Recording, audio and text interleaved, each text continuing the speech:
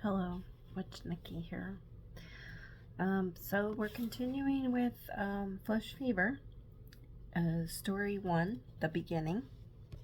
And we're going to continue on the little marker that I'm putting. This is number 9, because at the title I'm putting not, the number, and we're on number 9 now, so whatever you want to call these. Because there's several chapters that I read at a time, so this will be episode 9. But I don't have room to write that on the title. They give you a limited space for the title, and then after that I list the pages that we read and the title. So if you want to follow along, you can. Or if you get the book and you decide, well, this is how far I've come, so I want to finish reading on my own, that's fine.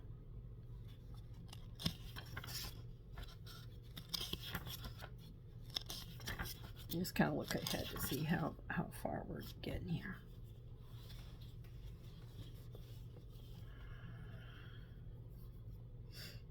Okay, so this is starting on 61, page 61, and the title of this chapter, NYPH.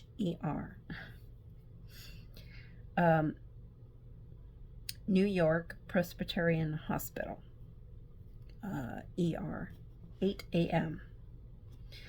I have an NYPD officer, male, 38, with neck, face, and ankle bites from a human source. I am a CSI officer, field specialist, Ortiz Rachel, and I have never seen anything like this. I report to my Medicam. We arrived at the scene after the attacker was shot to death after biting the crap out of Lieutenant Carlson. He arrived on the scene alone and was attacked by some person that ran out of the bushes. So the police dispatcher says, but when we got here, Officer Frank Morganson had gotten here and shot the attacker in the head. A CSI and hazmat team have arrived and taken in all the bodies and taken their photographs and collected all boxes of remains and leaves and grass and any contaminants on them. The area has been cleaned of all particulates on both liquids and solids and brought to the morgue lab for examination. We are told to report before going back out to our runs to be briefed about the situation here in NYC. We are told by Dr. Ambers, all people dead or wounded alive are to be brought here. We have a missing male, Ian Brooks, 5'9", 175 pounds, age 28, white. We have a photograph of him. He was pronounced dead by me, 2304 on 11/18/18. And he has gone missing.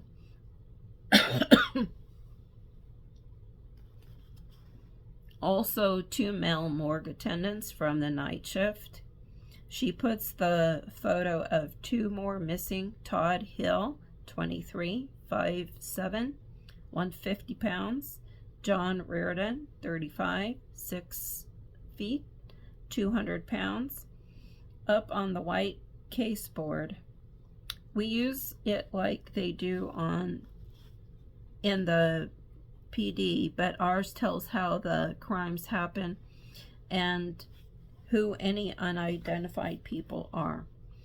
They are thought to be staying with Miss Janice Lochner, Todd's live-in girlfriend. Mr. Reardon's mother has not seen him since the morning of the 17th before his PM shift. She points to the symptoms and passes out printed information on the symptoms and how we and the pathologist have found out it is spreading so far. Also, they have not found a cure because of the rarity of the pathogen. They also pass out photos of the missing. We are asked if we have questions, at which time Chief of Police Robert Cleary takes our questions until we have something medical that he allows Dr. Ambers to answer. One of the questions is, how do we handle anyone who has been infected? A very good question. It seems that only some form of destruction to the brain will end or put down an infected, at least until they come back, which varies depends on severity of the wound. The pathogen 37 UNKN does not have any counteracting cure. Once a person has been bitten, they will not die, which is to say, they do die for a while and come back. But they are no longer mentally clear like a human. They are not reasoned with or no longer at this point communicated with. CDC has been set up temporary tents and care triage to attend to anyone seeking help or anyone we find on the field that has been infected. This hospital and staff are the only facility so far in NYC to have a treatment area. If you encounter such an infected, do what you can to safely secure yourself and avoid being bitten. Avoid others from getting bitten. Anyone who has been bitten should be secured and brought in to keep them from spreading the infection. They will be kept safe. We will find a cure. Sometimes in a situation like this, we have no other choice but to shoot to kill. We will sort out the losses and details of such loss when the time comes. We must secure all who are bitten and then shot. Do not assume anyone that is shot appears dead to stay dead. They are showing signs of healing. We need to maintain the city's security and protect the citizens of NYC, but the best that we can. Some will be lost, but it is in the interest to save more lives. We are not yet set up for bringing in more than 100 infected. Over that, we will need to seek other hospitals. I have been told here that the psychiatrist ward has a safe and secure cells. A whole section has been cleared out today, sending all patients to other facilities until this is settled. As of yet, we do not have any infected among the living, so we have plenty of room. Every officer, every EMT, every firefighter will be given equipment to protect themselves. Wear thick clothing, protect your face and arms, legs, and use bulletproof vests. As needed, we will open and secure other facilities, but at this time, we plan on containment and control of this situation. If anyone has been bitten, they are advised to come into the NYPH for care and security until the cure has been found. Any questions? No one says anything. We are dismissed. Okay. On page 64 now, and this is the meeting. After the information had been given to Kamaka with an agreement that only the facts that Chief Cleary and myself gave to him and added nothing more, that will start a maelstrom. Kamaka agrees with them and heads for the studio to report his story.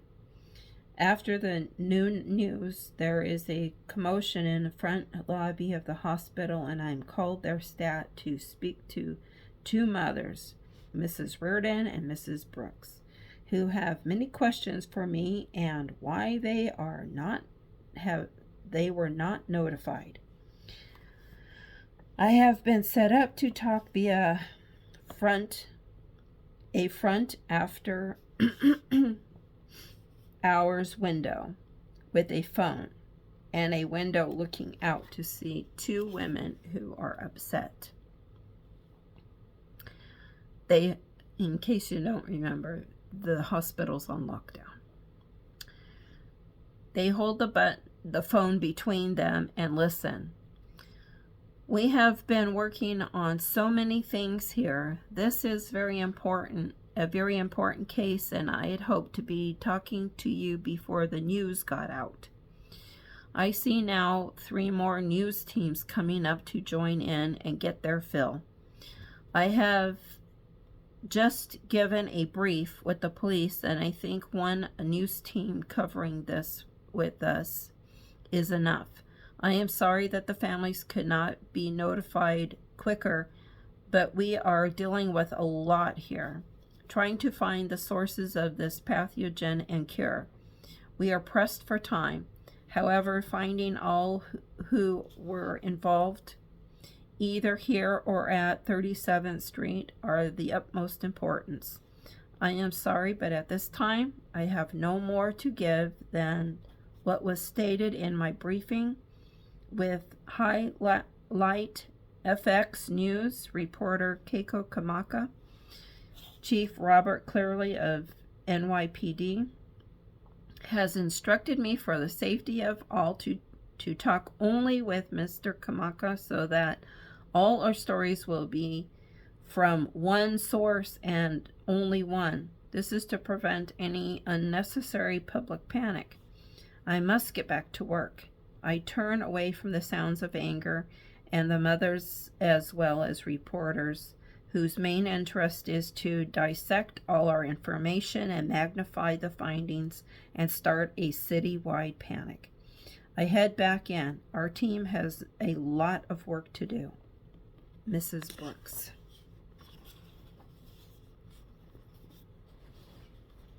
Yeah. This is... We'll do it. We'll do it. Mrs. Brooks.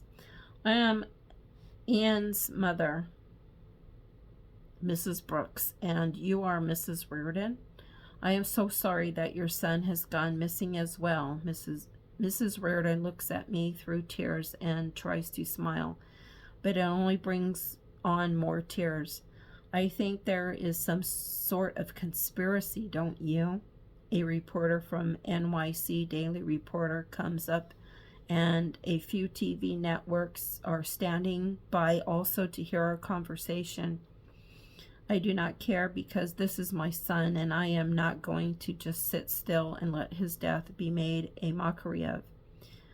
Mrs. Brooks, can you tell us about your son? Mike's come closer to my face and flashes click. Well, I was expecting him for dinner at 6 p.m. on the 17th, but after 6:30 I called and had to leave a message. It's not like my boy to be late, but we had not seen each other for a month while he was away. Mrs. Brooks, can you tell us where your son was the month of his absence? Well, I'm not totally sure, but he mentioned Egypt in a text he sent to me. Imagine that, telling your own mother you are going to be gone for a whole month by text. I break down and cry between sobs. All I wanted is dinner with my son, and now he's dead and missing. Who would? More cameras flash wildly, and mics have wave in front of my face. Several reporters call out my name. Are you telling us that your son, Ian Brooks, is dead? Yes, oh yes. I feel dizzy from the emotion draining my body of strength. I came to identify his body and to make arrangements for his body. He was dead then, and when I left, after seeing him one more time, Mrs. Reardon put her hand on my shoulder. What do you say? Killed your son? Oh, sorry. What do they say killed your son? What sort of work did your son do? How can your son be missing? Questions were thrown at me like harpoons. Each one hit me over and over again with the reality that my son was dead and missing.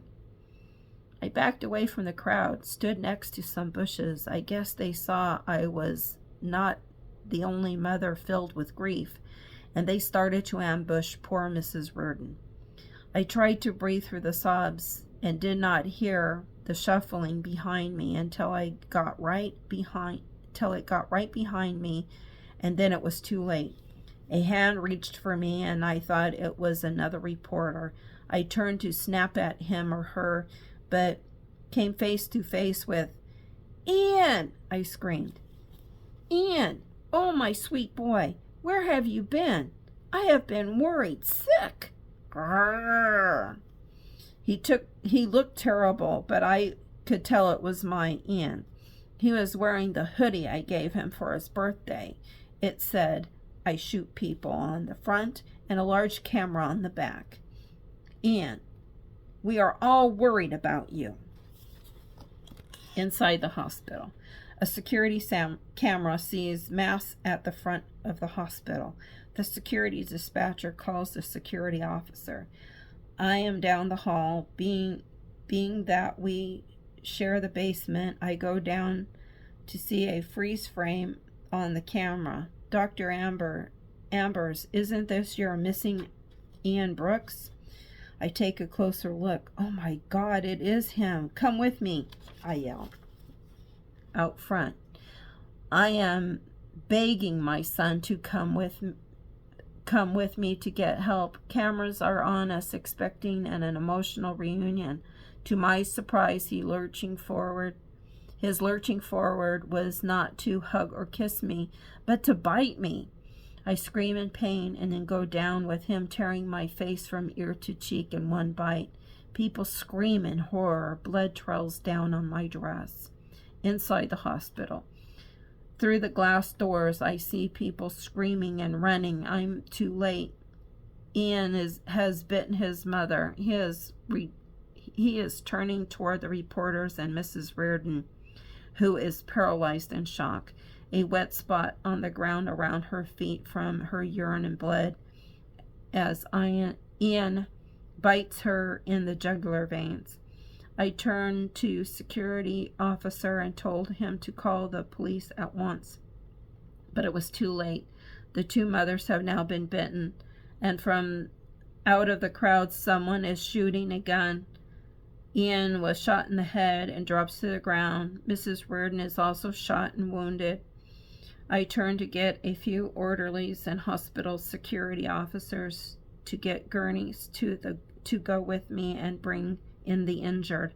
I must try to get a blood sample as quick as I can from Ian. Out front, "Ian, oh my God, my son, my son." I black out, inside and outside. 3 codes are being called and over the loudspeakers. Code gray, combative person. Code orange, hazardous spills. Code yellow, standby area threat. The doors to every exit are locked. Paging Dr. Padlock. So much for keeping this all in control. Okay, I'm going to stop there for now, because the next one is pretty long.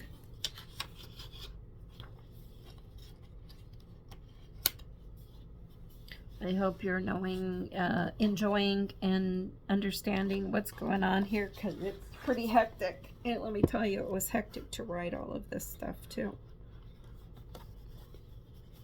I don't know how I managed to get through it.